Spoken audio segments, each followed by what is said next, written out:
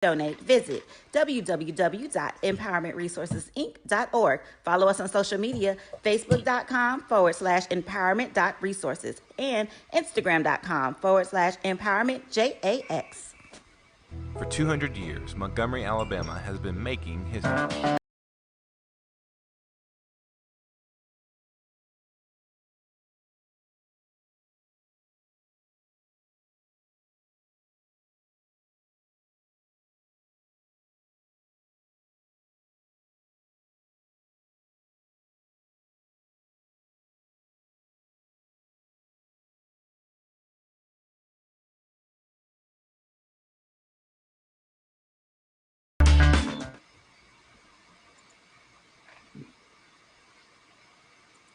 Okay, I'm assuming we're live. Are we live, Drew? All right, we're live. Cold open right off the bat. Well, that's all right. Welcome to what we're going to call a SWAC basketball preview here on the Black College Sports Network. We got the SportsWrap. I'm Bryan Fulford. That's AD Drew. We've got Charles Bishop from the pregame show, as well as Dr. Cavill's inside the HBCU Sports Lab. And then we've got the Dean himself, Dr. Kenyatta Cavill. Drew, Charles, Doc, how's everybody doing? Doing well today, Bryan. Doing fine, my brother. I'm doing well. Doing well. All right. Well, hopefully. Dancing shoes. Exactly. We got our dancing shoes on. I am excited about the SWAC tournament. You know, I hit you guys up yesterday after just going through some various notes and just the buzz of this tournament, you know, and so I'm like, hell, who wants to do a show? Let's go. And so, of course, you guys responded to the call, and I think we got some good stuff here for everybody. So just to let everybody know the format on how we're going to do this show, the first half of this, first 30 minutes, we're going to talk about the women. We're going to try to get into the big stories of the past season, as well as the matchups, the 8 teams that'll be competing in the women's tournament, and then take a break and then come back and finish it off with the men. We'll also give you some predictions, tell you who we think should be the MVP of each, the men and women's, as well as Coach of the Year and maybe some All SWAC performers. So as we get into this recap, I think without saying that the story on the women's side by far and away is the historic run by Jackson State. And head coach Tamika Reed has led the Lady Tigers to their third consecutive regular season SWAC championship. And more importantly, this group, and I got to say it's spearheaded by not only Coach Reed, but also by Amisha Williams and Deja Rogan. That group, those two have led what we like to call a UConn-esque type of run in the SWAC, where by my stats, and Charles, you can confirm or tell me if my stats are off from yours, within the SWAC, they are currently on a 31-game regular season win streak, 34-game win streak in SWAC games. So that includes the postseason a year ago.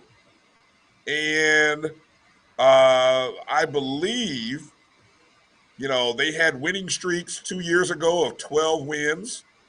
Last year, it was a 16-win streak that led into this year, the 18-0 regular season. I believe this is the first time in conference history. They had a couple teams that did a 17-1 run, Prairie View in 2009, Southern in 2002. So, Charles, you had a chance to be there Saturday to win number 18. Talk a little bit about this historic run and what this has been like to cover and watch. I tell you what, Bryan, it's been tremendous. I mean, when you take a look at this team, when you talk about checking all the boxes, That's what this Jackson State women's team does. They check all the boxes. They play phenomenal defense. They're the number one defensive team in the SWAC.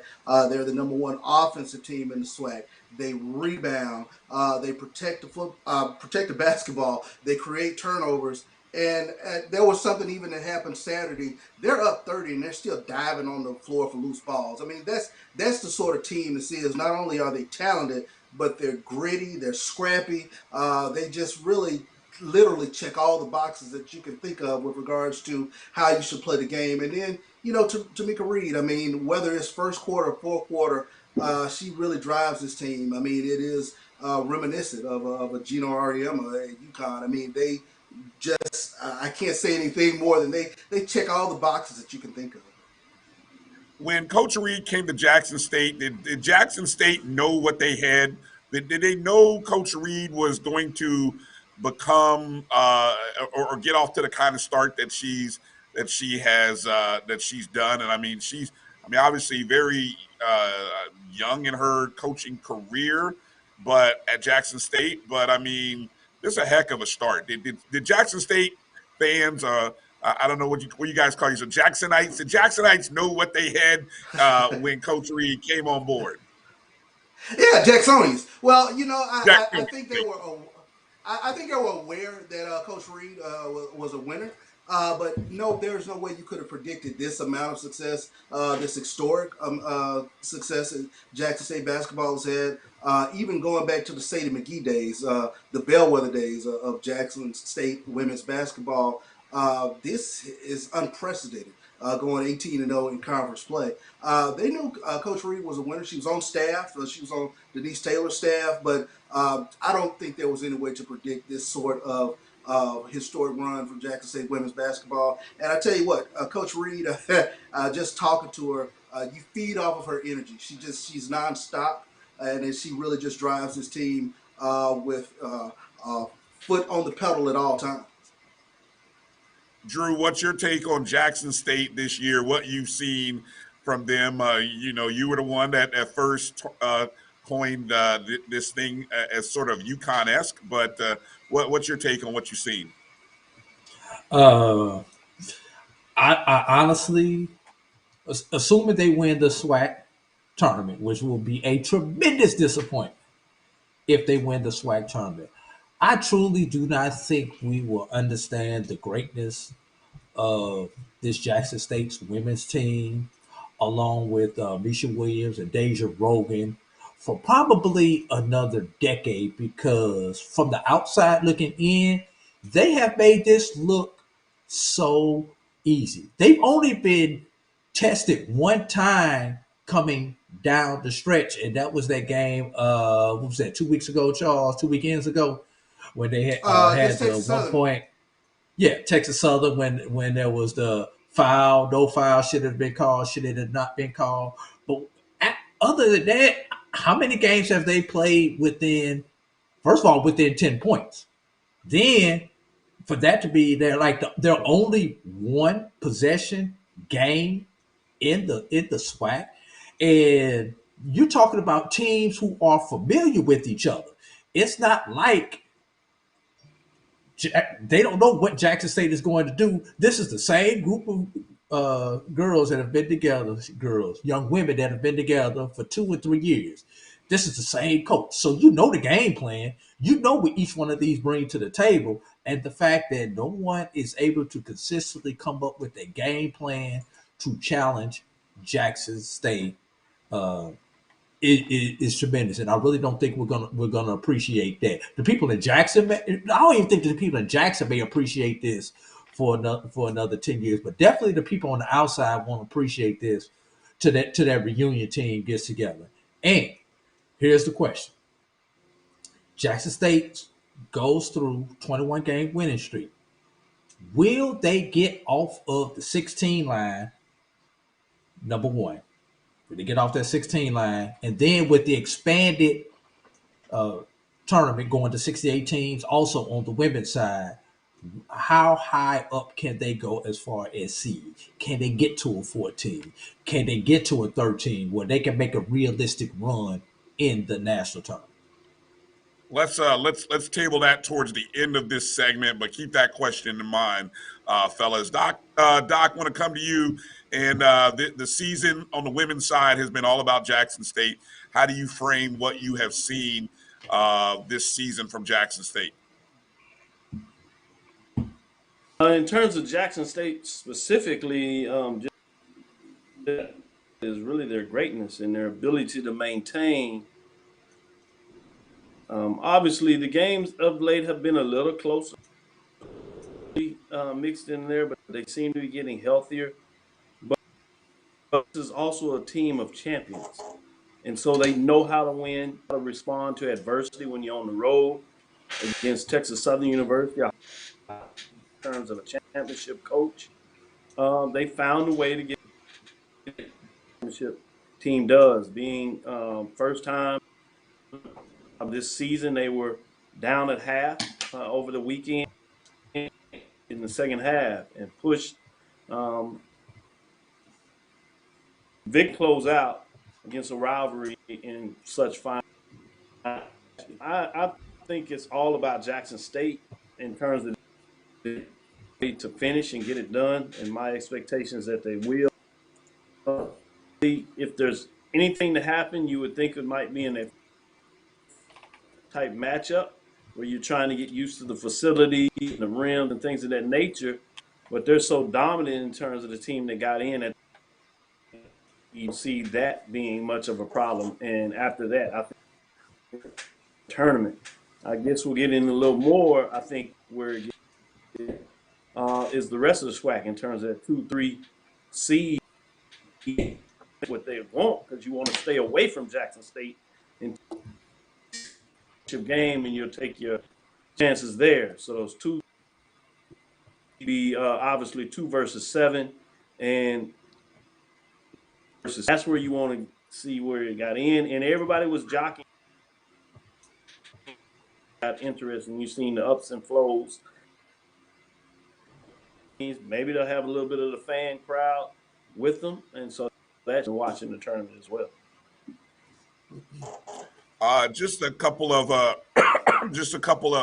interesting notes that when I was digging up, looking at this season for Jackson State. In terms of points scored, offensively, they average 82.2 points per game, giving up 56.4 points per game. In conference, so let me start overall. Overall, their margin of victory has been, or margin of points is 18 points a game. That's the average. In conference, it's been 25.8. I don't think I've ever seen such a tremendous margin except by elite teams. So that just lets you know in conference, it's almost been a touchdown better than just non-conference or overall in general. Right. They scored 80 or more points 14 times this year.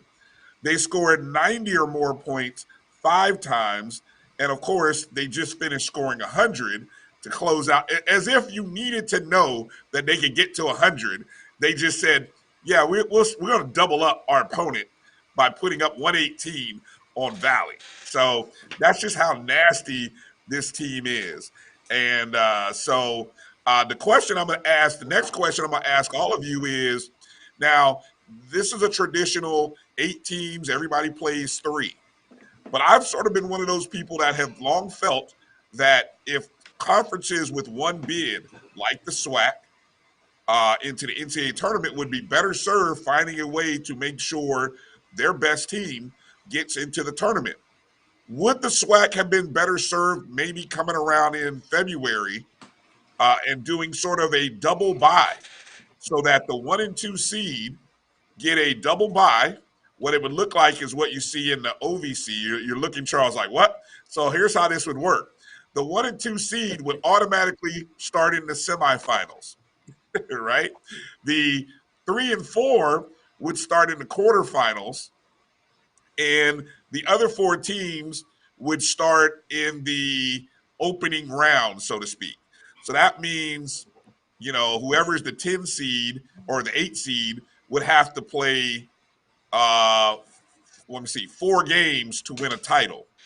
So basically, you'd end up with 2 games, then another 2, and then it would lead you to your semifinals. So I bring you to that and say, I know, I know it's not likely, but would the SWAC have been better served? And that way, it kind of puts Jackson State, your best team, a little bit closer to a championship. What are your thoughts on that outrageous scenario I just threw at you, Charles? Well, isn't that the beauty of March Madness? In that you can have a Cinderella story. So I tend to lean towards those elite teams still having to play things out, whether in the quarterfinals, because that's what we've been drawn to with regards to March Madness, the Cinderella story, whether an 8 can take down a 1 or a 7 can take down a 2 in the early rounds or whatever the case might be, and it draws you into the rest of the tournament as to whether these quote unquote lesser teams can make this run at the right time. So I kind of like that format. What do you think, Doc, about the idea of a double bye for Jackson State, and the 2 seed is Alabama A&M. So what do you think about the thoughts on the double bye? I think it's fascinating for discussion in interest terms of what the conference is thinking about. I think it would have worked to a large extent on the women's side of the draw because it's easy to see the season that Jackson State dominated the conference in far areas. But I think it would be major on the men's side because I don't think there's that much separation between the two. Now, this is the other thing that's interesting with that framework, though.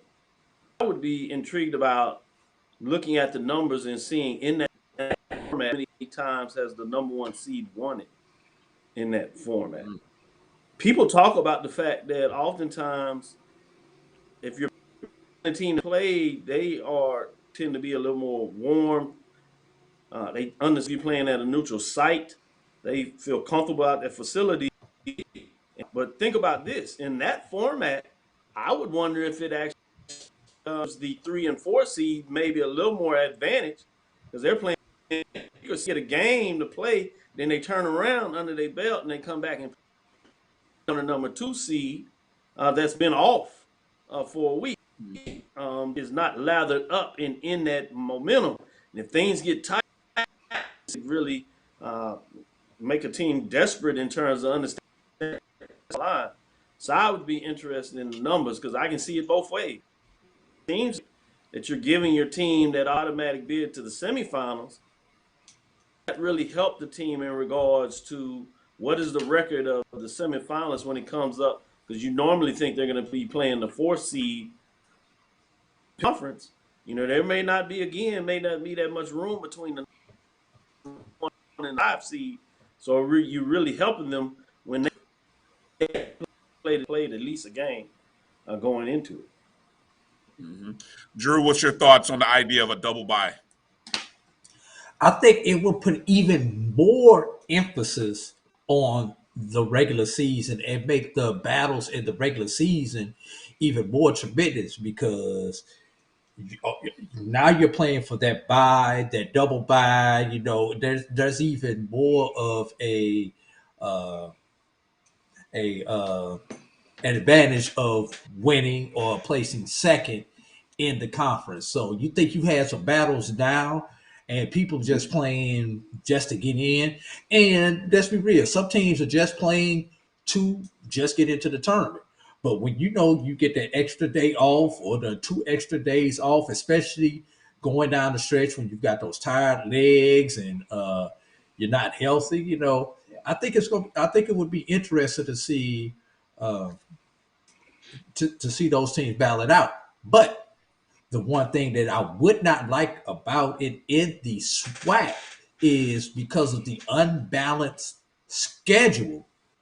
Would that even become even more of a factor with that double bye? How would that play into this? I really like the idea of your question.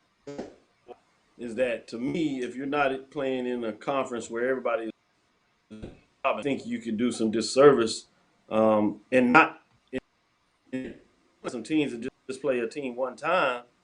while another they end up playing a tougher schedule and they playing home and away, and they can end up losses but be better than the team that's sitting in first place that hasn't only team at home.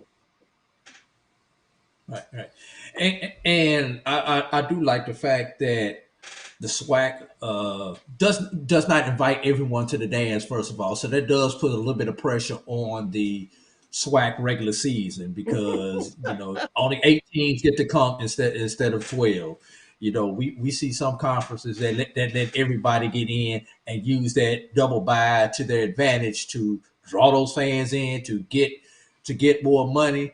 The only way the double bye would work, Bryan, is if all 12 teams got into the SWAC tournament. Then it would be a tremendous advantage having that double bye. Okay. And again, this is something that I had never thought of until I saw the OVC and the West Coast Conference, whatever conference Gonzaga's in. When I saw them go to that format, I was shocked, and the initial reaction was like, "Oh!" But then I understood why they did it, or why they do it, because look, you got Gonzaga, you've got Murray State. Those are teams that many people think can get a nice run to the Sweet 16 or further. And it was like, yeah, we want them to get to the tournament. We don't want them to get saddled by an upset. So I know it's about. I used to think like you, Charles, and think that March was about the Cinderellas. But then I realized that's the. Yeah, I'm like when you get to the Sweet 16, about those two conferences, because those two teams are getting in anyway. Right. Gonzaga they don't have to win it; they're going to get in. And if you're talking about Belmont, that was in the OVC, and this Murray, in terms of top 25 team, they're getting in the tournament regardless. So it's not like you have that much need to really protect your seed. In fact, it could actually help the conference, oddly enough, if that team doesn't get in, because now you're going to get 2 teams in. You're going to get the automatic team and that Murray State this year, Belmont in the other one, Gonzaga if they don't win.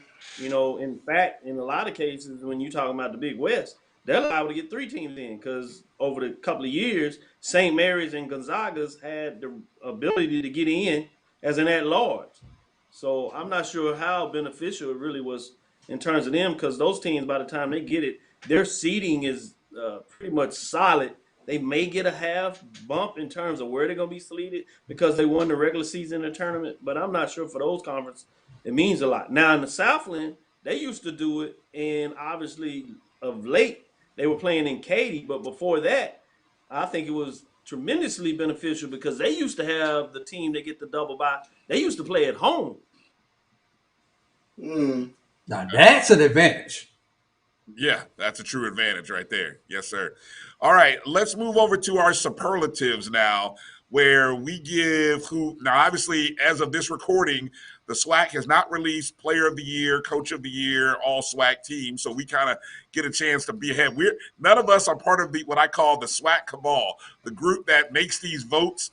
To my knowledge, I don't know, Doc kind of looking away, so I don't know. But none of us are voters.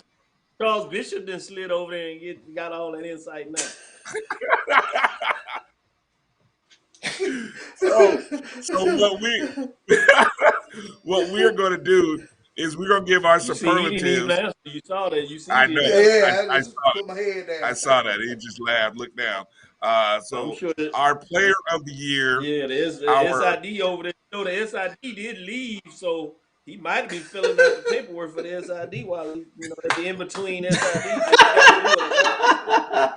I'm just saying, I've seen weirder things. Charles all of a sudden him and Ashley done got a little close these days. Breaking bad thing we break news. Radio games, I'm like, where all this coming from? Can't make no shows and stuff. Like, right. Go ahead, man, do your thing. All right.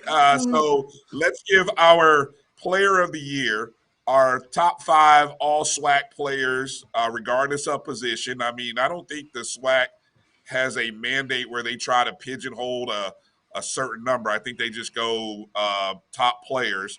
So we'll go with our top 5, who we think should be on the all SWAC first team, and then our Coach of the Year. So let's start with players of the year. Let's go around the horn.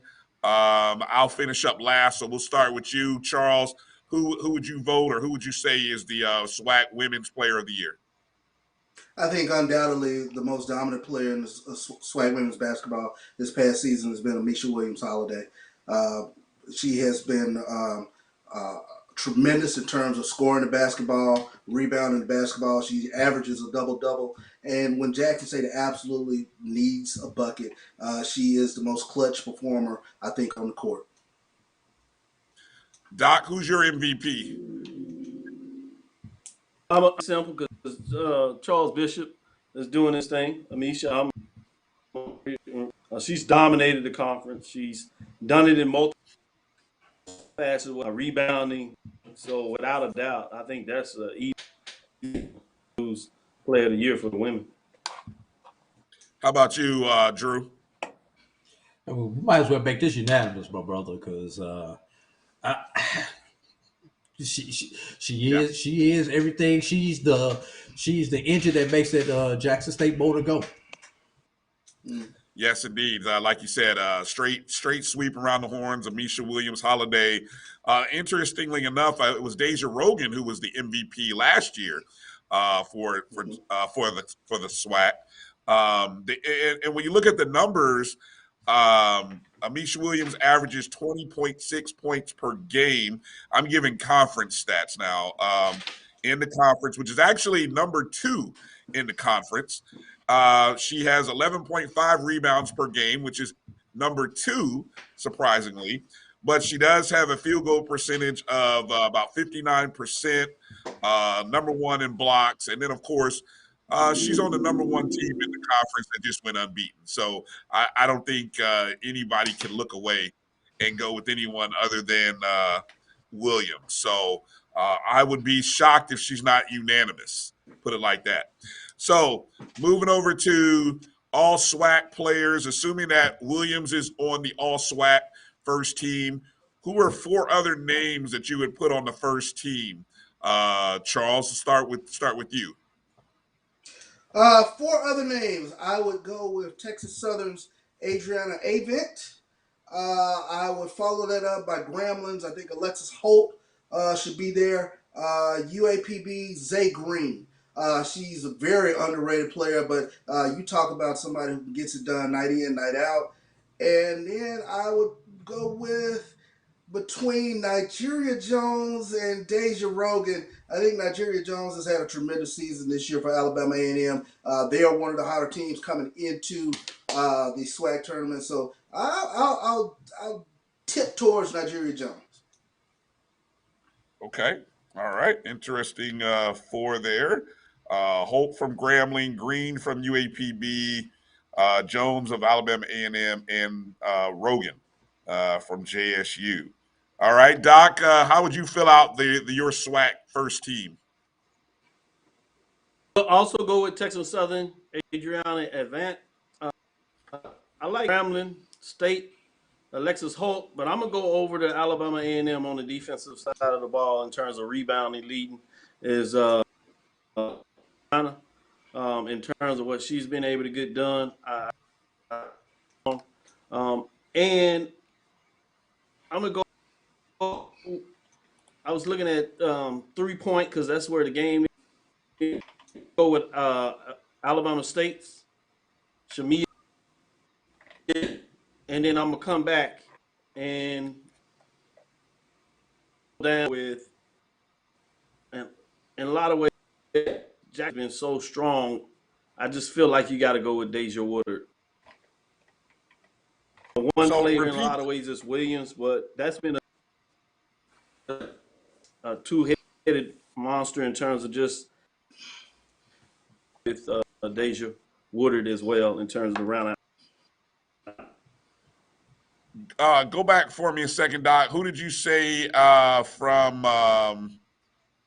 A&M? If I think I had, so you had Dariana Lewis, and then who'd you have after that? I had Amisha Williams. Yep. Adriana Avant, and then I'm going against Alexis Holt. Okay, Avant. Avant is at what school again? Texas Southern. As you saw, what they were able to do is because they lead right there, and they're top in the nation in terms of talking about being able to at least be able to play with Jackson State in a lot of ways. Certainly Right. offensively, they're going to get it up. They can get it going. Obviously, I would have Bridges maybe just outside of that. Another one of the scoring 1-2 punches for Texas Southern University, but she would be just outside of my top 5. Okay. All right. Okay. Interesting. Drew, let me hear your 5. Your other 4. We got to go old schools, players who won that last year. Shamaya Ward and Dariana Lewis. Definitely want to put those two on the list. Obviously, Deja Rogan. Although she missed a couple of games, she still had a tremendous year. And my 5th spot, I think I'm going to go with Diana Rosenthal from Prairie View. You know, she's one of the tops in field goal percentage. She's one of the top in 3-point percentage. She's top 10 in scoring. So I'm going to go a little bit off the radar with that and go with Rosenthal from Prairie View for my 5th one. She's my 7th off the board, so I can see that. Yeah, Diana Rosenthal has been tremendous. I like the diversity of everyone's picks because I know I had a challenging time coming up with my 5, and so I love to hear. And you guys all have names that I considered. I think we all agree with Adriana Avant. That's the one here consensus of Texas Southern. She did lead the conference in scoring in conference games, 20.9 per game. Shot 45% from the 3-point arc, number 1 from 3.4 a game. And so, yeah, I have her on there. I also have Dariana Lewis, who's the only other player outside of Amisha Williams to average a double-double. Lewis averaged 17.7 and was number 1 in 12 rebounds per game with 12.3. I also, I don't know, it might be a little, I don't know if it's controversial, but I went Ataya Bridges? I went with Bridges on there as well. I mean, for the amount of minutes, she was number 3 in minutes per game.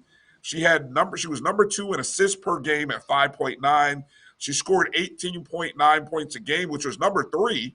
So, I mean, she's right there behind Williams and Avant. And she was number 1 in total assists with 112.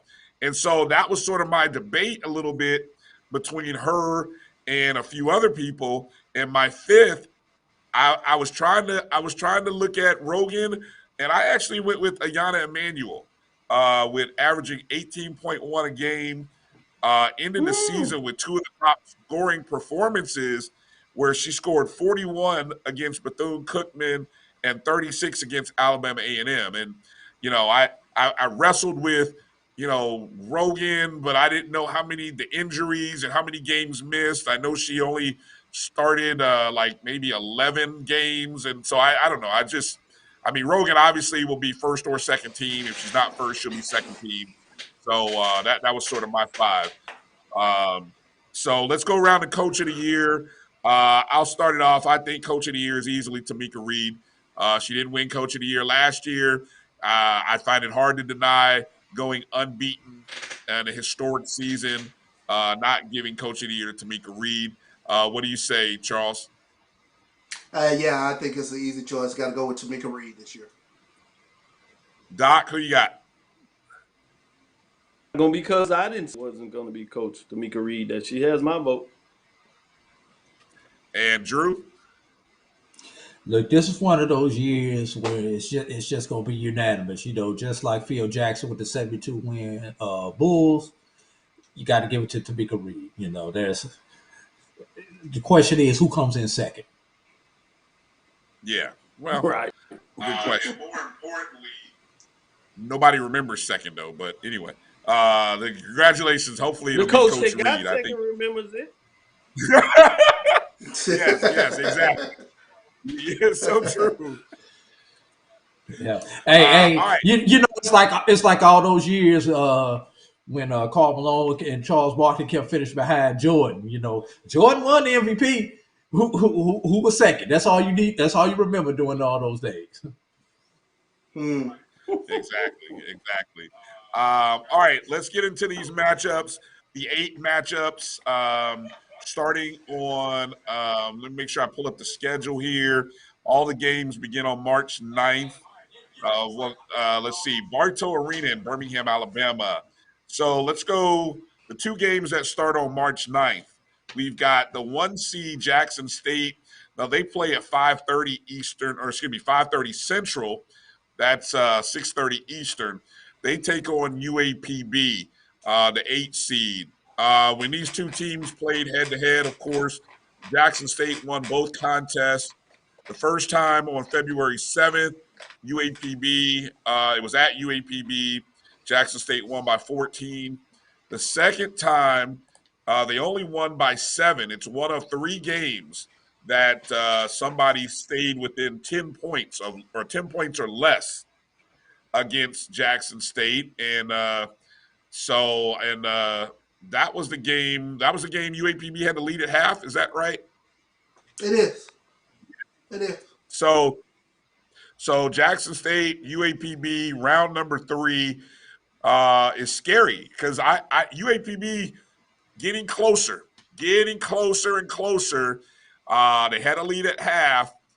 Charles, you don't have to give any predictions or anything, but what's your analysis of this contest? Something to watch, something to pay attention to. UAPB, they're a very dangerous team, very scary team. They've been inconsistent. It's gonna be a tough game. Yeah, well, to me it is. I mean, when you stop and take a look at this UAPB team, Zay Green, she's a former McDonald's All-American, and she can get to the get in the lane and create. So she can score. She's averaging close to 14 points a game. They have a good rebounder in Maya Pete. She just happened to get into foul trouble in the second game against Jackson State, but Maya Pete is an individual who can rebound the ball. And don't forget they have on their team former SWAC Offensive Player of the Year, Joyce Kennerson, who's finally a little more healthy. So Joyce Kennerson can give you double digits if she gets hot. So this is a very dangerous 1-8 game, I think. I think obviously Jackson State will win, but it's just one that they can't overlook. And trust you me, UAPB definitely has Jackson State's attention, definitely after playing them this second go-round in the AAC. Exactly. Only 6 days would have passed since the last time they played. So, yeah, everything will still be fresh in everybody's mind. Doc, what's your thoughts on this 1 versus 8 matchup?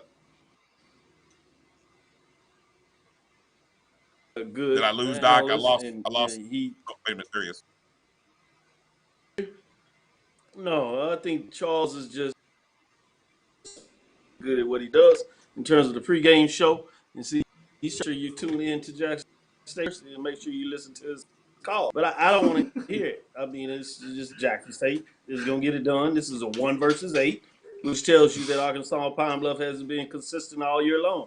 And you're going to tell me all of a sudden they're going to be consistent against the number 1 team for 4 quarters? I can't see it. They'll be fortunate, like they did on the road, to give Jackson State a good first half, 2 quarters. After that, Jackson State is going to do what they do. They are in it to win it, just to be frank. And, I know those terms are like that, but this is a team that's really focused. And they're going to be even more focused going into this tournament. They want to do something special for Tamisha Reed in terms of what's going on there. Tamika Reed, I should say, excuse me. And for themselves. They want to be in the record book. They see all the stuff that's going on with Jackson State. They see the kind of love that Coach Prime is getting. They want some of that, and they deserve some of that. They're going to come out there focused, and they're going to get it done. And you can't sell me on this 1 versus 8 seed is going to be the one that's going to give Jackson State some problems. Semifinals, maybe finals? Nah, quarterfinals? Man, get out of here. No. I don't.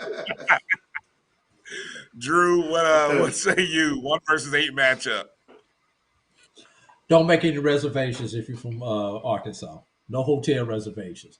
Drive in, prepare to drive home because you will not be staying. No, they don't have to worry about it. It's already hard to get hotels in Birmingham right now anyway. So Yeah, it is. All right. Moving over to the 2 versus 7 matchup. This is also on March 9th. This one's 11 a.m. I think this one may be the first game of the day.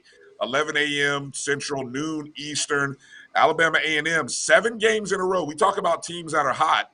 Alabama A&M, 7 wins in a row to kind of separate from the rest of the conference and earn that 2 seed, finish 13-5.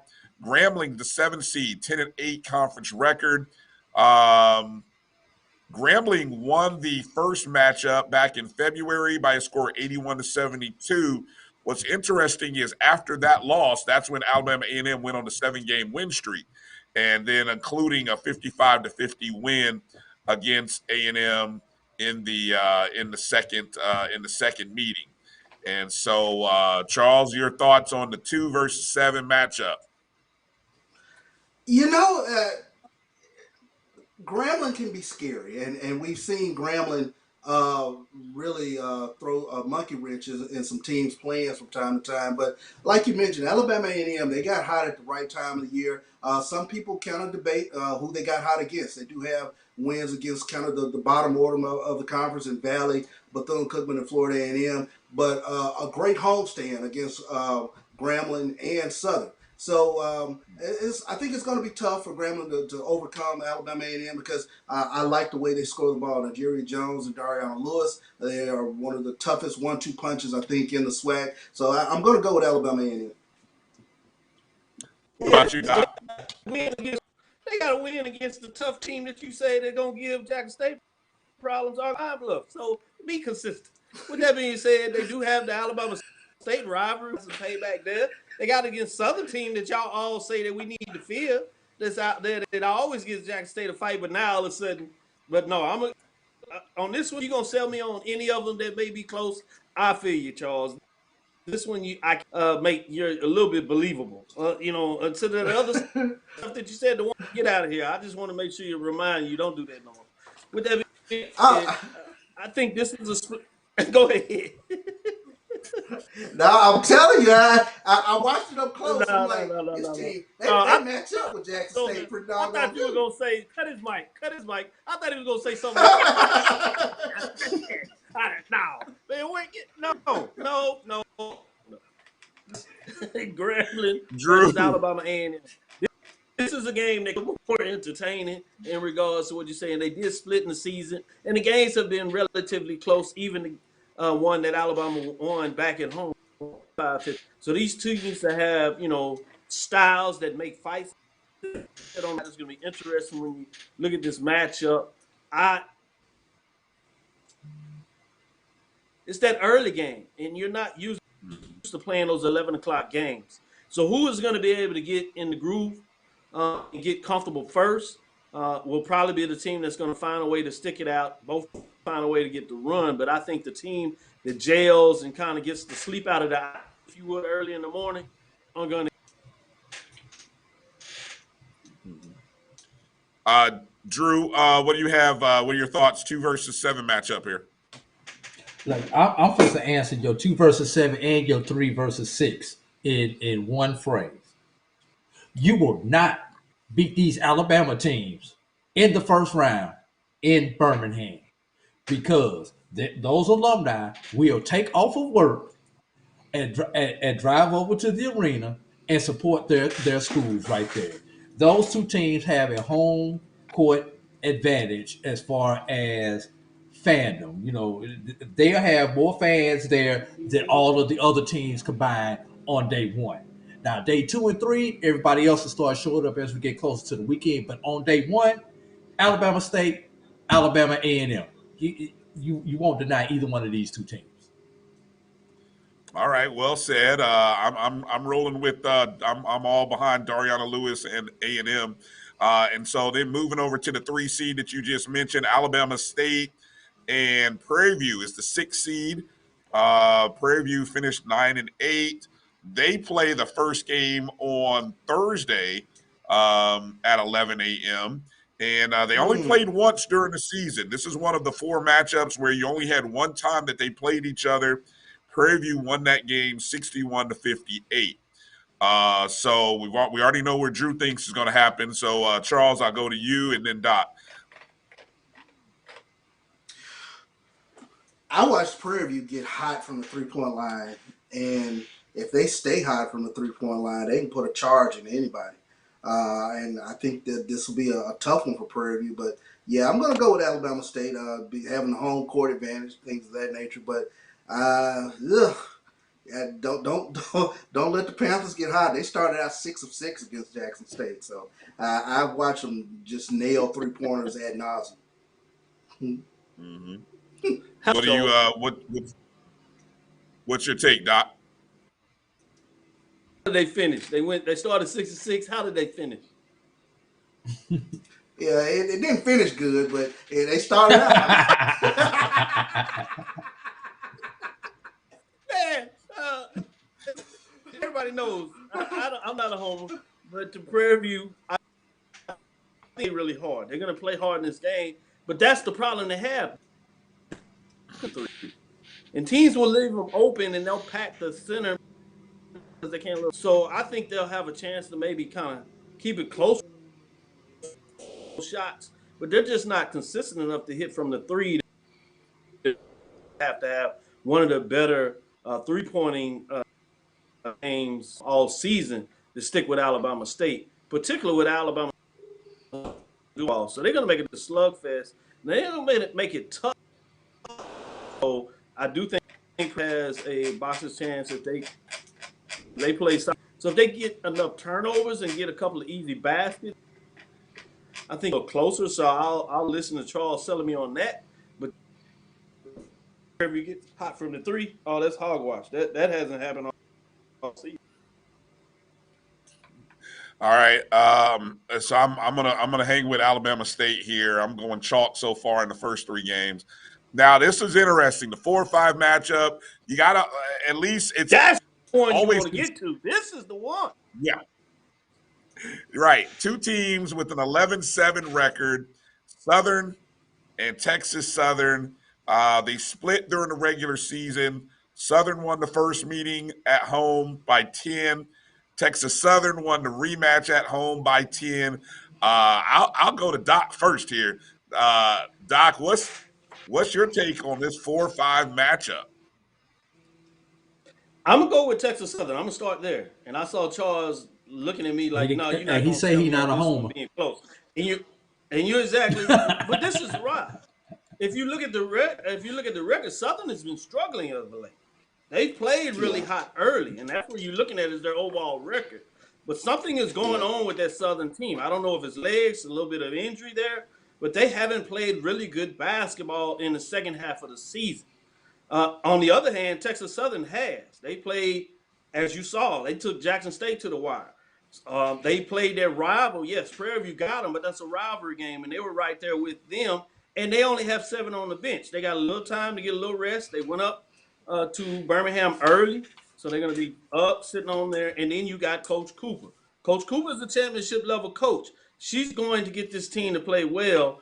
And if any team you want to keep your eyes on, making it through the tournament and at least giving Jackson State, what we call a proverbial puncher's chance, I think it's Texas Southern University. They've showed it. So this team is also going to come in, if they can get to that championship game, if you would, in quarterfinals game is where semifinals game is where they would see them. If anybody has a bunch of chances going to knock out Jackson State, I think it's Texas Southern because they play a tempo and they can score at least to give Jackson State some problems, and they're going to have the confidence. I'm not sure how many other teams they're going to come in with real confidence. You'll come in some of them that have that women bravado, if you would, in terms of what that looks like. But this will be false when it comes with Jackson State. This is the only team that I think can play with them for a couple of reasons that I outlined. But I think in this matchup, I'm going with Texas Southern over Southern. Drew, what's your take on this 4-5? I kind of concur with Doc It's going to depend on whether this is first half Southern team that shows up or a second half Southern team that shows up. Texas Southern has definitely the hotter of the two Southern teams right now. Texas versus the traditional Southern team. Uh, Numbers say, but the only thing that scares me is how deep will Texas Southern be? And with the potential back to back to back of a tournament, 3 games in 3 days, 3 games in 4 days, depending on how the bracket falls. Even if Texas Southern is able to win this first round game, how much would they have left in the tank for a second round matchup against Jackson State? That's the question that I have. Especially if Southern pushes them. And honestly, whichever one of these teams, if this is a one possession game or it comes down to overtime game, how much will either one of these teams have left in the tank on day 2 of the tournament? Mm-hmm. Charles, your take on the 4-5 matchup? Yeah, I concur with everyone. I think Texas Southern is the team to watch for in this tournament. The depth of Texas Southern's team is something that concerns me because when you take a look, their scoring punch after Talia Bridges and Adriana Avent, it goes down. You're going to have a third scorer, whether it's Elisa Knight or Jada Perry, giving them some extra scoring punch. But they do play a style of play. They get up and down the court. They score buckets. But it concerns me going forward into Thursday, Friday, where their legs might be going forward in terms of taking on those top teams, taking on the Jackson State, Alabama A&Ms, and Alabama State. So, but I do think they can get through Southern. Southern, for whatever reason, this second half of the season, they have not looked like the typical Southern team, the scrappy Southern team that gets after you on defense and hits timely shots. They've been sort of a missing link, if you will, in the second half of the season. One of the things that I noticed here is that we talk about scheduling.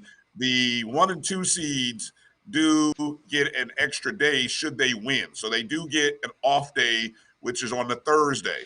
And now that means anybody else is playing, obviously the 3, 4, 5, and 6 seeds are playing 3 consecutive games.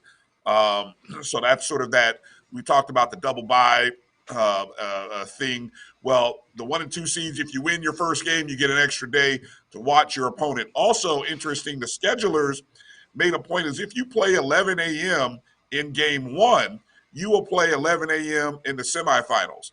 If you play at 5:30 in the first round, you play at 5:30 in the second round. I thought that too was also good, so that way nobody gets a competitive advantage of having to play late one night on day 2 and early on day 3. So that's also kind of interesting. Last question here, guys. As you think ahead for this tournament, the one thing that kind of worries me, Jackson State has the toughest possible outcome that they have to look at. I mean, it's not like they get an easy opening round game. UAPB did play within 7, led. Potentially in a second round matchup, they play Texas Southern, the team who they only beat by a point. And then in the third game in the championship, they're potentially playing the number 2 seed possibly, or the 3 seed who they beat in the championship last year. So I think we all think Jackson State can win the championship. Maybe not all of us, but I'll ask this question. Who is your predicted winner? And if it's not Jackson State, who is it?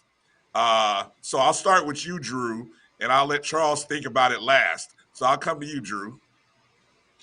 Well, at BCSN and the SportsWrap, we always go to the computers to help us out on these things. And the computer gives Jackson State a 66% chance to win the tournament, which is the best odds of any of the 8 teams.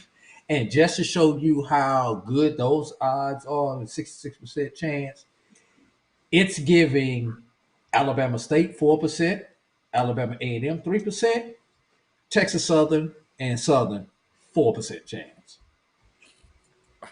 So it All is. right. It has Jackson State as a prohibitive favorite to win. So I've leaned on the computers all season long. I'm going to lean on the computer again today.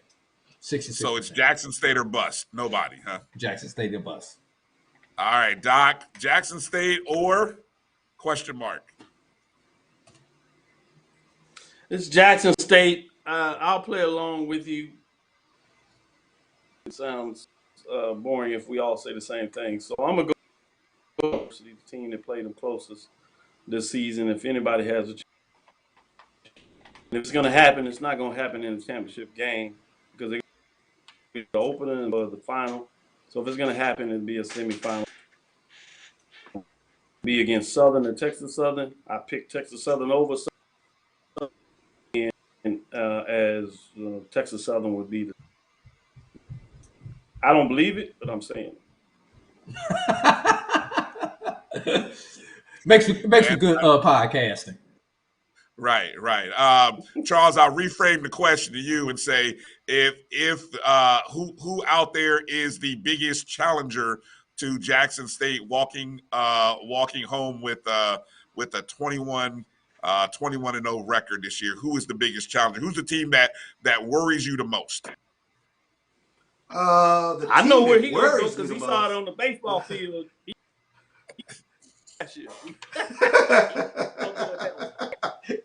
I know, right?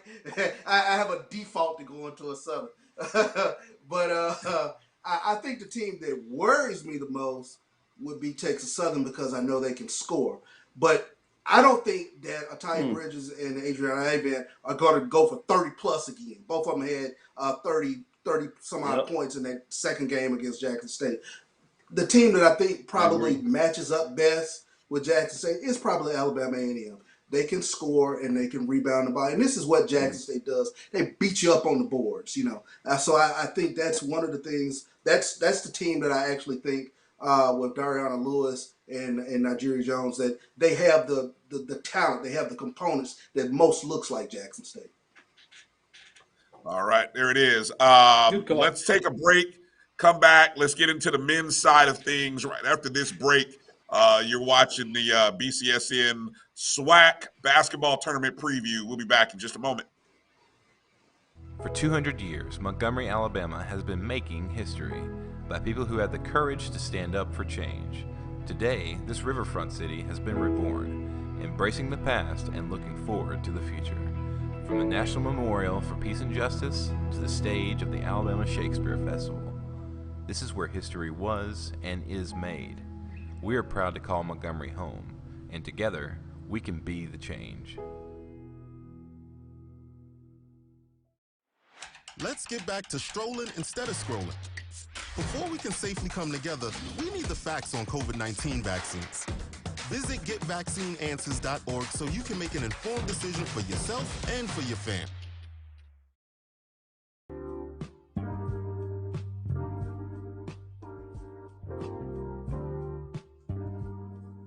This is the BCSN Pod Zone, your place for the news, views, and conversations about all things related to HBCU athletics. Here are the BCSN SportsWrap, Dr. Cavill's Inside the HBCU Sports Lab, Knights of the Round Table, the pregame show, the Carlos Brown Show, the ONG Strike Zone, and more in one place. We are changing the way you consume HBCU sports, one broadcast at a time.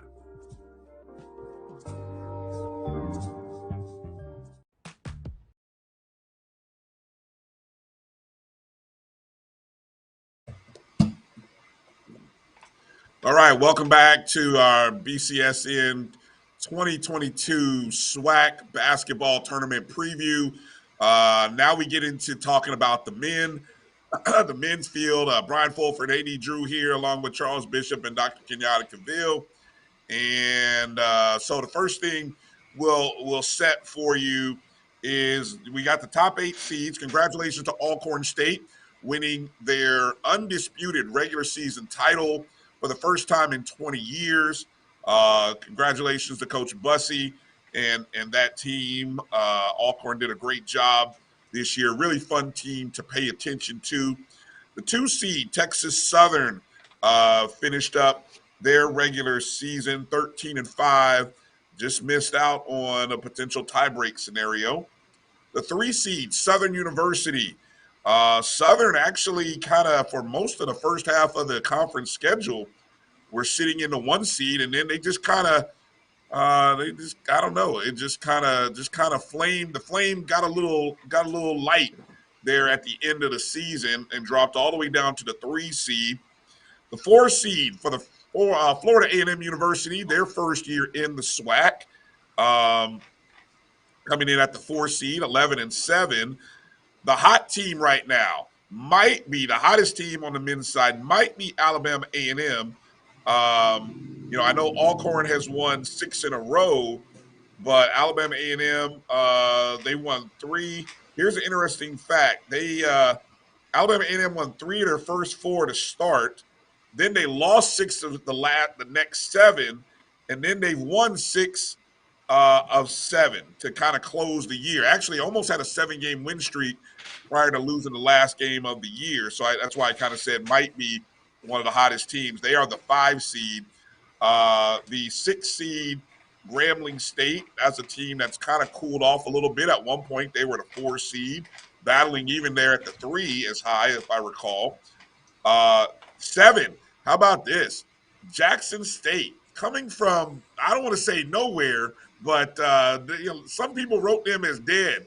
And then all of a sudden, the news, Coach Wayne Brent deciding to retire. And, Jackson State wins 3 in a row and find themselves in the 7 spot. So a great job. It'll be interesting matchup there. We'll hear what kind of bets Charles and Doc have on the line in just a moment. And then the 8 seed, Prairie A&M. At one point, we thought. Now, interesting enough, Prairie View A&M is in by virtue of winning the tiebreak over Alabama State. Both of those teams finished 9-9. Nope, check that. Yes, 9-9. Both finished 9-9. Alabama State lost to Prairie View A&M back on January 22nd. The only time they played, Prairie View won that game 70-67. Thus, by rule of the head-to-head tiebreaker, Prairie View A&M is in, Alabama State is out. I find that interesting because in our BCSN power ratings of all the SWAC teams, Alabama State was number 6. Alabama A&M was number 9. So we talk about, the tiebreak rule, and sometimes you win by the tiebreaker, you lose by the tiebreaker. The unbalanced schedule does in Alabama State and helps Prairie View get in. Charles, I'll come to you first. What's your take of what's your hot take, or what's the big takeaway from what you saw in the regular season? The emergence of Alcorn basketball in Atlanta Busing. I think they served notice that first weekend in SWAC play with that 15-point win over Jackson State, 65-50, and it was sort of it made me turn my attention towards Alcorn, and they have stayed consistent throughout the season. You give all the kudos to the Alcorn basketball team, because I think, if I'm not mistaken, in the preseason rankings, they were somewhere around 6 or 7, if I'm not mistaken. So that was surprising for Alcorn to do what they've done this past season, and they've been tremendous. I have to give them credit. That was the big takeaway for me.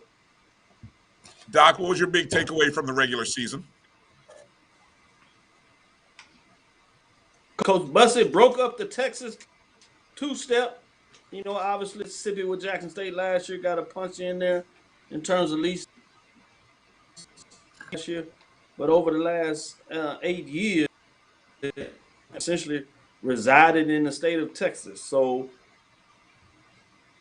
assistant coach offer Coach Smith, and he goes all year. Essentially, he comes home with the championship. Years of the SWAC we've seen in terms of just how deep it is. May not necessarily show it, but if you go back and look at the games being played between different teams all year long, Bussey I think the second biggest takeaway is the fact that last year's regular season co-champions, Jackson 7th and 8th seeds this year. Nobody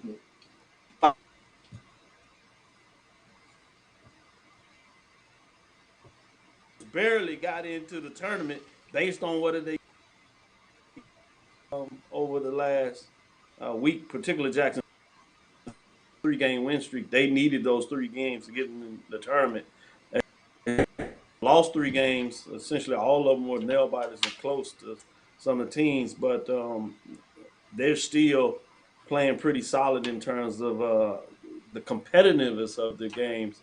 And that victory, as you said, at home against Alabama State way back in the first part of the season was the difference in a game that was did what Prairie did all year long. It was a close game, and they won down the stretch, finally getting that one done, unlike many of the other ones where they've actually lost down the stretch. So fascinating when you talk about the SWAC men's side of the tournament. Mm-hmm. Drew, what's your takeaway from the regular season in the SWAC?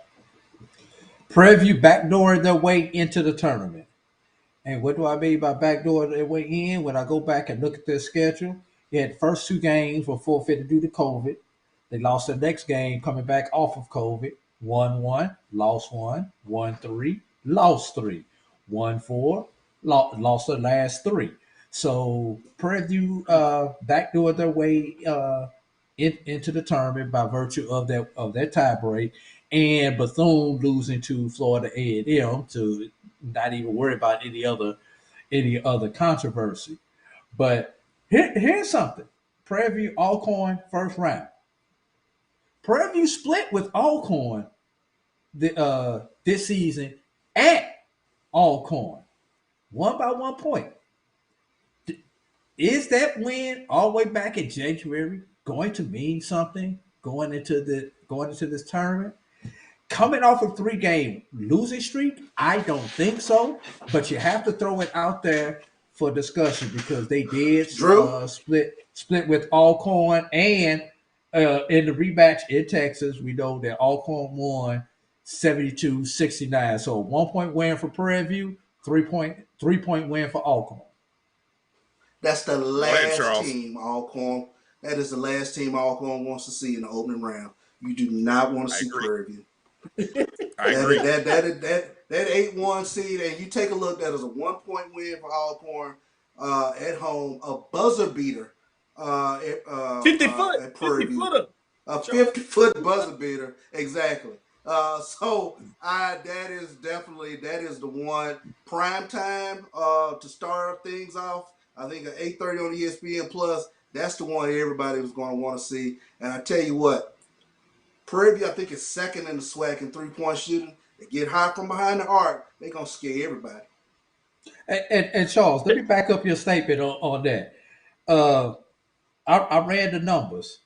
Of all the first round matchups, as far as predictive wins, this game, the 1-8 game, was the one that was closest. 52% for Alcorn, 48% for Prairie View. That was the closest matchup of all games, and you would think that would be reserved for a 4-5 matchup, being a 58-42 game. But the computers have it at 52-48. Just quickly going down. FAMU 56%, Alabama A&M 44%, Southern 74%, Grambling 26%, Texas Southern 69%, Jackson State 31%. Just to show you how those numbers running the simulation. Well, the biggest one that stands out for those simulations is that. I want to add this before we go back to you in terms of that. Talk about Prairie View just getting in, and I certainly could see how you would see in terms of losing 3. But think about this: they were 1-1. Alcorn Straight talked about what that looked like, but they were 0-2 against both of them in terms of 1-point loss. Then they hit Southern, the number 3 seed. They lose buzzer beater on the road to FAMU. They defeat Alabama A&M. They sweep Grambling State, and they lose 0-2 to Jackson State. So it just lets you know that they some of the best games against the tougher teams. They just had some luck in terms of those. Their record isn't in terms of considerably when you talk about the first two games were 4. So as I talk about, they beat Grambling the second time. Obviously, they forfeited the first time. If they get one of those and split it, you can see a team that doesn't just squeeze the term. The other reason it should scare you a little bit about Prairie. I'm gonna shuffle the format a little bit, guys, since we already started talking about the matchups, and since we're talking about the 1-8 matchup, I will say this: all of these first round matchups, I think these are all worst case scenarios for the top seed. I think if you would ask all these top seeds, who would you not want to play? I think one of the two teams would be who they are actually playing against, and I will go through it. And I think obviously Alcorn, Prairie View, they split. I'll go one further. You guys talked about the close matchups. Do you recall the first matchup? Alcorn lost that game, missing 2 free throws at the line with no time on the clock. Alcorn's Joshua Byron at the free throw line, down 1, no time on the clock after Prairie View had just hit a shot to go up 1. He misses both free throws. Prairie View walks out the gym. Then you go to what we know, that second contest. We have potentially a game going to overtime, except what happens? Justin Thomas hits a 50-footer that sends Alcorn to a win. So you've already talked about it. This is the 8:30 p.m. matchup, and I think this might be one of the this is the primetime matchup. Everyone will be talking about this one for sure. We'll come back to talk predictions. If you want to go through predictions, we can do that now, or we can come back through later. But let's move over. Let me come over to the other two, the other game that's on March 9th. That's number 2 seed Texas Southern against 7 seed Jackson State. And the reason I say this is a tough matchup for the top seed Texas Southern, they're going up against Jackson State, won 3 in a row. Their coach is retiring. They were dead in the water until the rumors started coming out that Coach Brent was going to leave. Now all of a sudden, what do you have? You got a team that's playing for something. They're playing to send their coach out on a hot note or a great momentum. They've already split with Jackson State won the first contest in amazing fashion, in my opinion. They at one point in the game they were down by I believe they were down by 10 at one point in the ball game. They went on a 10-0 run with about 4 to 5 minutes left in the ball game. Closed the game out on a 19-7 run to win and beat Texas Southern by 3 points. The second contest wasn't close as Texas Southern won that one 81-68. But this one has a good matchup here, and so I'll go to you. I'll start with you, Charles. What's your take on this matchup against Texas Southern? Although Jackson State does have a win against Texas Southern, I think Coach Brent will tell you that that's a tough matchup for Jackson State, just because Texas Southern is so big. Their front line, when you talk about guys like Bryson Gresham, Jordan Carl Nicholson, Yahuza Rosas, they really give Jackson State fits inside the paint. And plus, Texas Southern plays tremendous defense. I think in the first game, you had a Cole Bryson Etienne and P.J. Henry, but those guys came alive in the second game.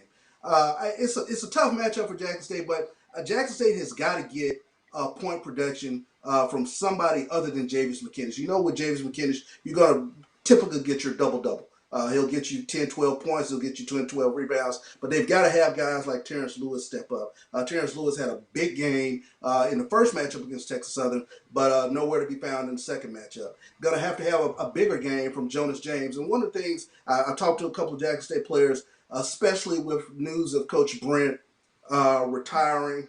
the guys feel, especially now more so than at any point in the year, they're closer as a team and they're playing for each other. So that is a bit of an emotional lift. And you saw that especially on the road, a huge road win that they had to have against Prairie, and you saw it in stretches against Arkansas Pine Bluff where they were flat, and then they got some things going, and they seemed to pick up the entire bench. So it's going to be an interesting matchup, but it is a tough physical matchup for Jackson State. Doc, what's your take on this 2-7 matchup? Like you said, all of these matchups are just weird. All of them have warts. Look at teams in terms of their records, and you think, hey, this team is better. But when you go inside the numbers and you look at particular matchups, there's looking at these particular games, and I was one of the coaches they would worry. Doesn't shoot very well from the line. Credit against big free throws down the stretch, but that's not in their loss against Alcorn. They missed like 16 free throws. It's like 8-10 free throws. So in the game, and you know one thing that Jackson State, and really all these matchups, these teams play tenacious. Just don't come easy. There's not a lot of fast break, which can sometimes make these games a little stagnant and not exciting. Looking for an open, free-flowing game, but that means they're going to, which means teams are going to have to hit from the outside, and you don't have those type of shooters. I guess you could say Prairie over a period of game, but these are guys that you can also wear down on the court all day long, and so that's how a lot of these teams that get leads, because they get tired after being running to get open shots. So this is another game. In terms of the tournament, I was saying early that the tournament is 6 deep. Any one of the top any one of can find a way to win this tournament. I've never seen anything matchups, and so this is a matchup, Jackson, and I'm just going to call this one going to get upsets throughout this tournament. So I'm bound to get a couple play the upset formula, and so I'm going to go, just like I went Prairie for the 1-8. Okay, let's go to the 3-6 matchup, which is the third game. That's Southern against Grambling. Southern's the 3 seed. Southern, at one point, they're one of 2 teams with an overall record above 500. They're 17-13 overall, 12-6 right now in the conference. But this is as again we talked about, this is the team they didn't want to see, because under head coach Dante Jackson of Grambling, Grambling is 9-2 all time against Southern. 9-2. He knows how to beat Southern. Grambling knows how to beat Southern. And again, this is not a Southern team that's been playing great. The only thing probably working in their favor is that Grambling has lost 4 in a row. They've lost 6 of their last 7. The only team they beat in that 7-game stretch was, guess who? Southern. So, I mean, look, I don't know. I don't know how Grambling – I don't know how Southern wins this game, but I would tend to think if you're looking for an upset, it wouldn't be too far from reality to go here with Grambling. I don't know. This is a tough one. Charles, what's your take on this 3-6 matchup that plays 2 o'clock on Thursday? Yeah, this is a tough matchup. I mean, Grambling has done what they needed to do against Southern this past year. Southern's a little bit herky-jerky down the stretch. And the losses to Grambling, I think, were most puzzling to me. One thing about Southern, I thought Mississippi Valley State shot 3-pointers. Nah, Southern shoots 3-pointers. They have the most 3-point field goal attempts in the conference. So it's a question of if Southern is hitting their outside jumpers, or whether they can be dangerous going in this tournament. But this is another one. I just, Doc mentioned it. Styles make fights. Grambling has something evil over Southern right now, basketball wise. I got to go with the Grambling Tigers in this. I love the way you said that. Doc, what's your take here?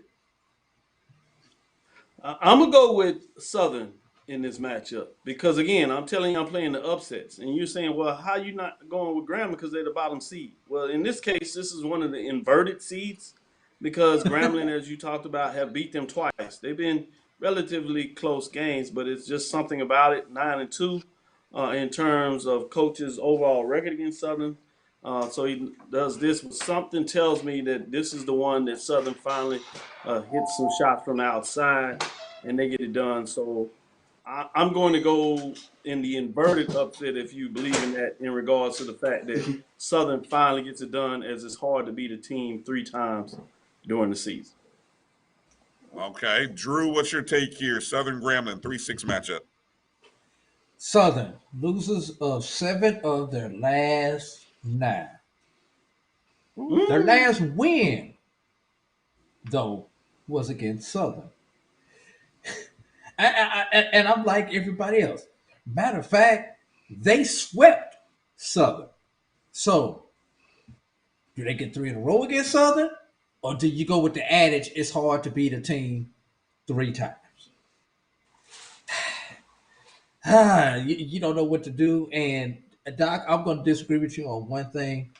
There is no such thing as an upset on this men's side of this tournament. Because anybody who wins is not an upset to me. But for the sake of not going chalk, I'm going to say Grambling gets the 3-4 this year. All right. Here's an interesting stat to pay attention to when you watch this game. These are the top 2 free throw percentage teams in the SWAC. Grambling number 1 at 79%. Southern is number 2 at 72% even. So it'll be interesting to see if somebody fails at the free throw, even though both of these 2 teams are excellent free throw shooting teams. Now let's go to the 4-5 matchup. Florida A&M, the 4 seed, 11-7 record. Alabama A&M, 10-8. Alabama A&M has won 6 of their last 7. They lost the last game of the regular season. Probably should have been 7 in a row. This was the one team I worried about FAMU playing personally. I would have rather Grambling State had won because FAMU beat Grambling State twice. They split with Alabama A&M, although in one of those losses, Alabama A&M went to the free throw line some ridiculous number of times in the second half, 25 times. So absolutely ridiculous. Alabama A&M is one of the worst 3-point field goal percentage teams in the SWAC. So look, I'm telling you now, this makes me nervous. This game, I will be on pins and needles. I'm going with FAMU, but I'm very nervous about it. Charles, who you got? Who's my other scoring punch at FAM beyond MJ Randolph? That's my question. I got to find out who else gives you something else other than MJ Randolph, because like you mentioned, Alabama A&M, they've been one of the hottest teams in the SWAC coming down the stretch. So I got to go. They aren't the baby Bulldogs anymore. I got to go with the full-fledged Bulldogs in this one. Okay, that's fair. Doc, who you got? Yeah, I'm going with the upset. A&M. You got to remember, this is an 8:30 game. FAMU is coming into their first tournament, eyes wide open. Yeah, they can give you the snake bite, but they're going to have to kind of a bit in terms of that. And then, as we've said, and continue, this is just one of those years where your matchups just. And I just think that Alabama A&M matches FAMU. Obviously, they have a punch in color. What he's able to do, he gets hot from outside. But I think the crowd is going to really pull Alabama A&M over FAMU. The A&M's in terms of SWAC playoff. Wait a second. I know these LeBrons got to be on the court more than one game. I know that. Look, well Conspiracy said. Well theory. said. Drew, go ahead. Help balance this out, please. Bryan, look. Oh, Drew. I see Colonel Clark chiming in on Facebook. Colonel Clark, don't kick me out the Alumni Association. But in February, FAMU has not been consistent, except on the wrong side, where they've had 2 L's in a row. They win one, lose one. Win one, lose one. Win one, lose one. They beat Bethune Saturday. I hate to say it, Bryan. The other A&M is gonna get us in this game, man. I hate to say it. I hope you don't come confiscate all my green and orange, but I got to go with the Bulldogs, man. Wow, you guys okay. Hey, so now that here's what I asked. So let's go through. Let's make sure we give our predictions here on who we see winning these opening round games. Let's just kind of quickly go around the horn. Who you have winning the 4 matchups? I've got. I'm gonna go Alcorn, Texas Southern, FAM, and Grambling. Who you got, Charles? I'm going to abstain from one. Okay. Texas Southern, Jackson State. But I'm going to go Prairie View. I'm going to go, let me make sure I get them right here. I'm going to go Prairie View. I'm going to go Grambling. I'm going to go Alabama A&M. Okay. Doc, how about you? Go upset. So all the way through, I'm going Prairie View over all State over Texas Southern. As I said, even I'm going with Southern over Grambling because they. And then I'm going. The last upset is Alabama A&M over Bryan. Unfortunately, can't get out of the quarterfinals of the tournament. Drew, and recap yours. Who you got? I've got Prairie View, the other A&M, Grambling, and Texas Southern. And I'm gonna tell you about the numbers when we get to the end to make our final prediction. All right. So as we make our predictions and say who can win this thing and how do we see this going, and I don't know if you can accurately do that having to abstain there, Charles. So right. if you can, who does Jackson State play in the finals? Let's do that. Well, no, stop it. I don't think. Okay. No, I mean, what's your Jackson championship game look like? What's your championship game look like? It's got to have Jackson State against somebody. Obviously, obviously, I'm calling games with Jackson State, so that's the reason why. But I think if Jackson State were in the finals, I think they would probably see who. Wow. You said Prairie View or Alabama A&M. Okay. Gotcha.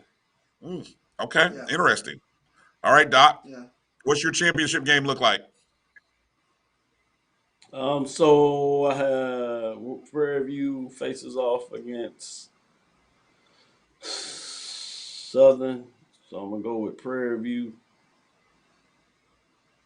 I'm gonna say we're gonna have Prairie View. No, you'd have Prairie View against Alabama A&M. Yeah, so I have Prairie View over Alabama A&M. So that puts them in the finals. And I have got Southern Jackson State. Southern Jackson State. Ooh, boy, that's an interesting one.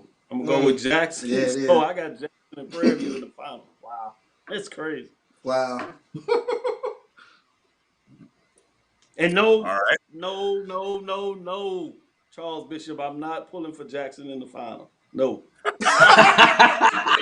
He can say his allegiance because he's not calling the game. Who do you have in the championship, Drew? Well, I'm going to the computers because that's going to save me from these crazy predictions. Smart move. And I'm gonna tell you what's interesting. According to the computers, whoever wins the Alcorn Prairie View game is probably going to have the best chance to win the tournament. Alcorn wins, they're at 19%. They're the best. A Prairie View Grambling finals gives Prairie View the second best percentage at just under 15%. So with that being said, I'm going with the winner of the winner of the 1-8 matchup will win the tournament. And I'm leaning towards Prairie View, but I'm going to whoever wins that 1-8 match will win the tournament. All right. Well, I know I'm supposed to put FAMU in the championship. I'll save that for another show.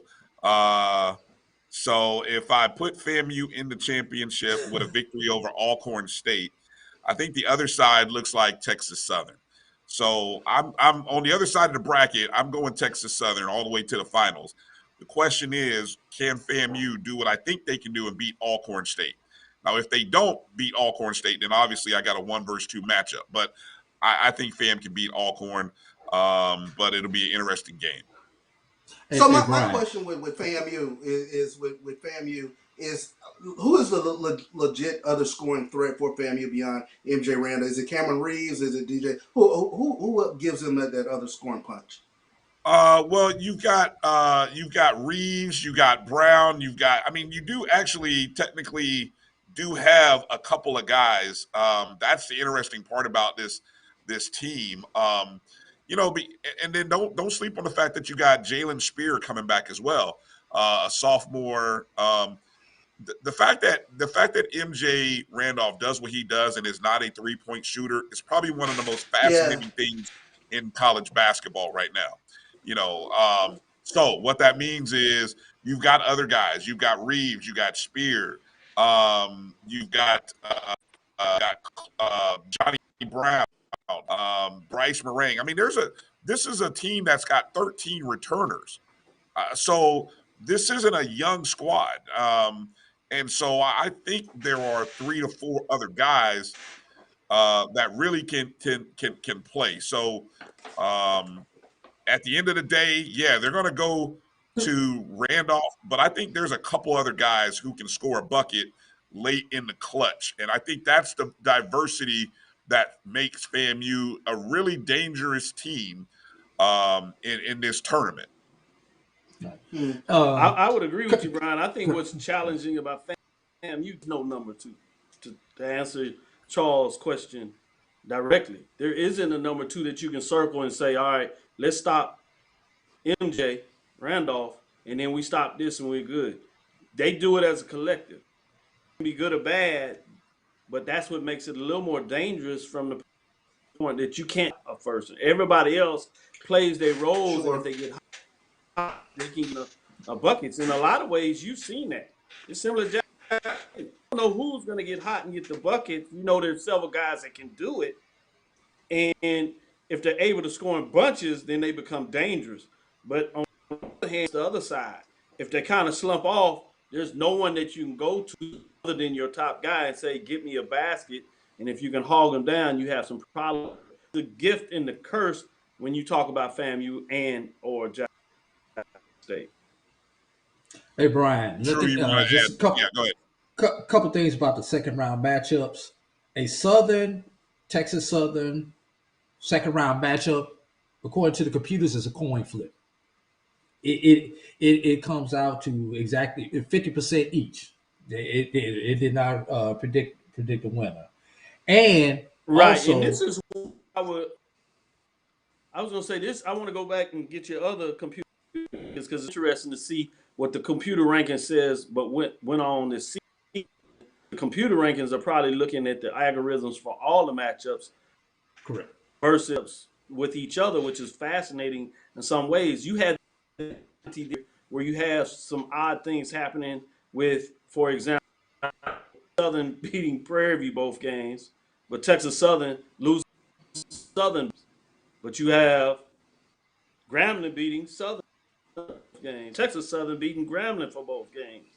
And obviously you have Prairie that is 1-1, but one of them was a forfeit, but they dominated Grambling. You have these certain kind of matchups where certain teams play really well, home and away for the most part against certain teams, but not against other teams. So I see in terms of what matchups trickle out and not necessarily the seeding in this tournament. Yeah. One other thing, and please don't repeat this on the ONG Strike Zone, Bryan, but FAMU is an underdog in a second round matchup against either Alcorn or Prairie View. Hey, you know what? It is. According to it is what it is. And look, it is what it is. You send those numbers to me because the computers are what they are. Thankfully we've got we might have the best player in the conference on our side. So I think some things that you have to kind of consider in a tournament like this is ride with the best player and then ride with chalk. Sometimes you got to ride with chalk, and so don't sleep on these top seeds. That'll be real interesting. Too bad we all right. use whiteboards now, Bryan. Well, yeah, there you go. Let's round this show off. So he says go chalk. I'm putting out the dry erase. No, sir.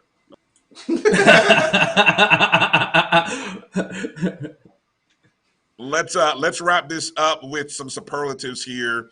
Overall player of the year, all SWAC first team. Give me 5 guys, and then go coach of the year. So I'll start it off. Let's go player of the year. We'll go round the horn. Charles, who's your player of the year in the SWAC? MJ Randolph, Florida A&M. All right. Doc, who's your MVP? FAMU, welcome to the SWAC. MJ Randolph. All right. Who you got, Drew? Hey, who am I to break the trend? We gonna give. We know, fam, you're gonna win one thing, and that's gonna be that Player of the Year award. Just some interesting numbers here for MJ. Number 2 in the conference in scoring. Number 10 in rebounding. Number 5 in field goal percentage. Number 5 in assists per game. Number 1 in free throw attempts. Number 1 in free throws made. Number 7 in steals. Number 1 in minutes played. Scored 30 points in 2 SWAC games. One of 2 players to do that this year. You're talking about a guard that's in every category. I mean, literally, he's top 10 in points, rebounds, and assists. The only player in the SWAC that can hit all those marks. And I without a doubt, I think MJ should be player of the year, probably should be unanimous, but it'll never go that way because I think Javis McInnes will get some votes, but I think MJ will come away with either first or second place. So let's round out the SWAC top 5. So who are the 4 other guys? In the modern day, you're not giving a player of the year on. You're not gonna do it. Not to say he doesn't deserve. Not on deep. Tickets. He's up there at the defense. Certainly, in my get to it, deserves first team accolades. There's a nice argument as you tried to put him in player of the year, but some statistics. Come on. Yeah, I got you. All right, let's go. Who's your other 4 on your all SWAC team, Charles? Who are the other 4 guys? Javis McInnes at center. MJ Randolph, Sean Williams, pure scorer at UAPB. Gonna go Jalen Johnson and Joe French. Joe French, okay, nice. Mm-hmm. Who you got, Doc? Yeah, along with MJ Randolph, defensively, I'm gonna start with Javius McInnes, excuse me. In regards to Jackson State, I like what he was able to get done. I'm going with Juwan Daniels. He gets it done on both sides of the ball. Top 5 in scoring, but also top 5 in terms of what he's able to do, rebounding. And also he's right there in some ways in terms of what he's able to do just outside of top 5 at number 6 in terms of his field goal percentage. So he's really nice in terms of what he gets done. I think although the record there gives you pause maybe, so I'm gonna have to go with there. Jalen Johnson from Alabama A&M, I think he earns another spot there. And I know this may not be popular, but it's just something about Jeremiah Cambrell that I'm gonna put in there as well. I don't think that's gonna happen in terms of that, but that's my top 5, so I'm gonna stick with it. All right, Drew, who's your 5? I've got Jalen Johnson, Alabama A&M, Juwan Daniels, Javius McKinnis, and I don't think I've heard this name called yet. Caleb Hunter from Valley. I mean, he's had a solid season. He's had a very solid season. What lead 3-point percentage? In the conference. But it was just hard for me to give somebody that's out of the top that didn't make the tournament, the bottom 4 in terms of first team dub. I give some second team, but if you're in that bottom 4, it's just hard for me to be like, yeah. That's a good point. I debate Juwan Daniels and Jaden Sadler were 2 guys that I was trying to see if I'd put them on my first team. If I had a 7-man first team, they would be on it. Of course, Jaden Sadler is of Southern. Juwan Daniels, Doc, you mentioned a Prairie View. My 5 is Randolph McKinnis. I went with Sean Williams, who ends up as the scoring leader, the scoring champ. He put up 3 30-point performances. He had a 0.3. So that's a 0.3 average better than Randolph for UAPB. I went also with Jalen Johnson. And how about this? From the champs, I went with Justin Thomas. Their Justin Thomas, their guard, led the league in assists and at 4.4 a game and total assist with 80. And I thought he had a good average, about 12, 13 a game. But again, he played on the number 1 team, played on the conference champs. I thought that was deserving of getting on the first team. All right. Yeah, let's go to Coach of the Year. I like it. Yeah. Who's your Coach of the Year, Charles? And Bussy, Alcorn State. Doc, who you got? Won't take me long, Bus. Man, nobody thought they would pick top 8 at the beginning of the year. And where they came from last year to find a way. In this conference, deep as it was, some of those tough to bounce back off of those tough losses. Yeah, that's easy. Bussy. Well said. What do you got, Drew? Well, this is a very anticlimactic segment, so I gotta agree with Bussy. Yeah, I agree with you guys too. Another sweep there. So good to see we're all think alike. I don't know if that's good or bad, but we all think alike for Player of the Year and Coach of the Year for the men and women. And again, folks, none of us have a vote. Supposedly, nobody has a vote. Well, I can confirm that I do not have a vote. I don't have a vote either. We're gonna stop the conversation right there. We're gonna stop the conversation right there. Hey, let's get ready to wrap up, guys. I gotta get on a bus and go pick up some track kids. Let's talk about expectations for attendance and the environment in Birmingham. Charles, Doc, I know both of you will be there. So, Charles, what's your thoughts on the expectation of attendance and just the environment? And then and then Doc jump in after. Well, obviously, I think if Alabama A&M makes a nice little run there, the attendance, I think, will shoot on up there. But overall, I've always enjoyed the environment. I think it's always fan-friendly, so I'm looking forward to going over there again. But I think attendance-wise, it goes as well as it has been promoted. So, okay, Doc, your thoughts?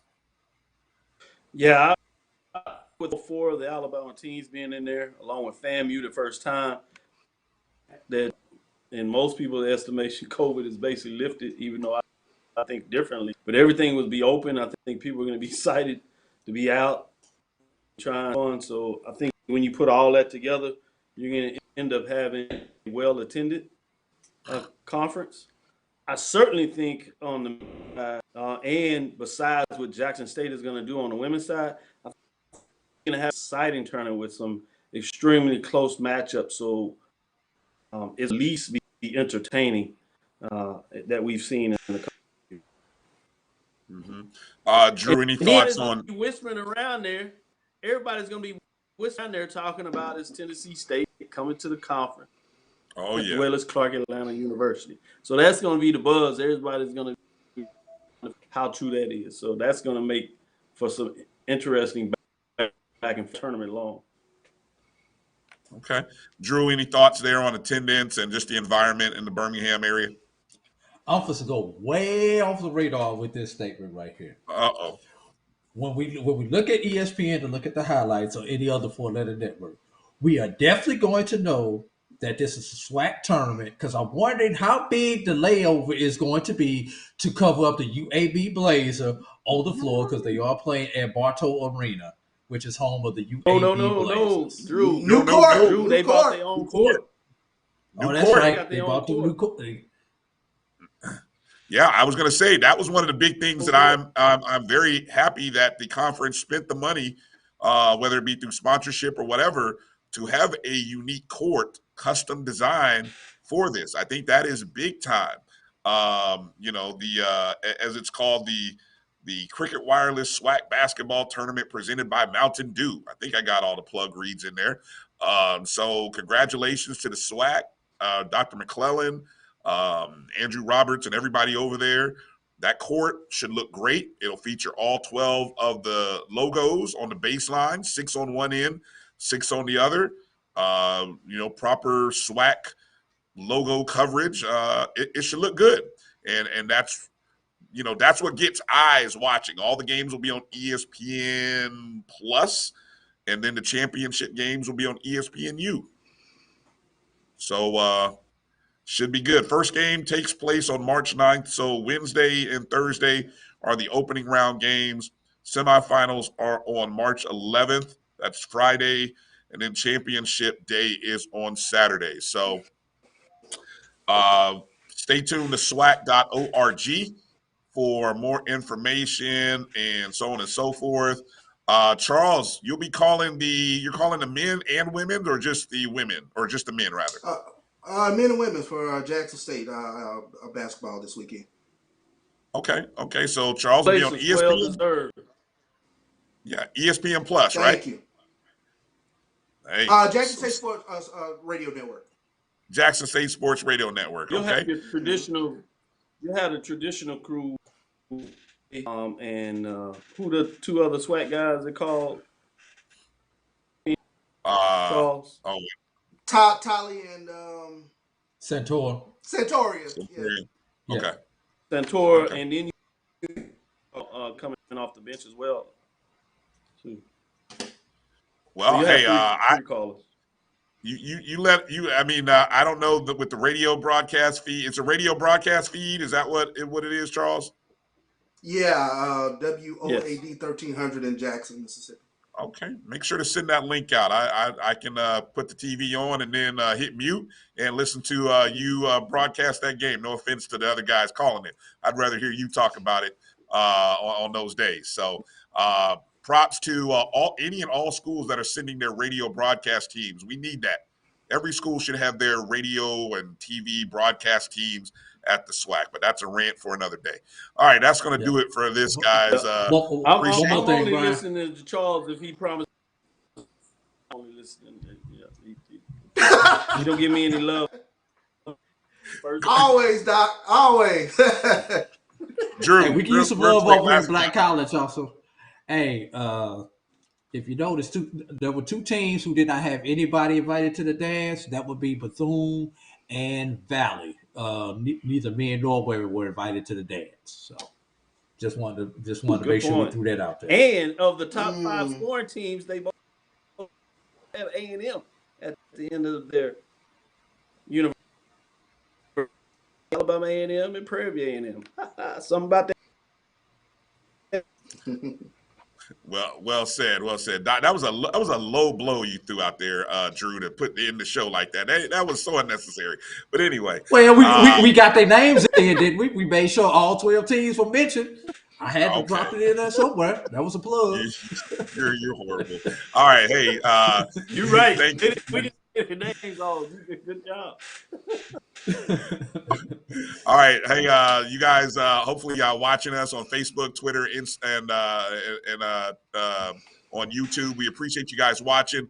Let us know your thoughts. Tag us on Twitter. Let us know your predictions or where you see this tournament going. We look forward to going back and reading the comments. Make sure to share this feed on Facebook and YouTube everywhere you go. Also, you can check it out on the BCSN Pod Zone. Everywhere you download and listen to podcasts, go download the Jericho Broadcast Network's app on your Google or Apple Play Store. Just search My JBM, My BCSN. So that's going to do it. For my normal BCSN Sports Wrap partner, AD Drew, for Charles Bishop of the pregame show and of Inside the HBCU Sports Lab, and the dean himself, Dr. Kenyatta Cavill of Dr. Cavill's Inside the HBCU Sports Lab. I am Bryan Fulford. Thank you guys for watching. Good luck to everybody traveling to Birmingham. Good luck to all the teams, coaches, staff, administrators. Have a great time.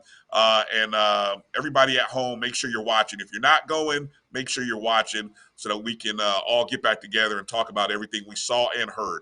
Thank you guys. Good night. Peace out. Holla.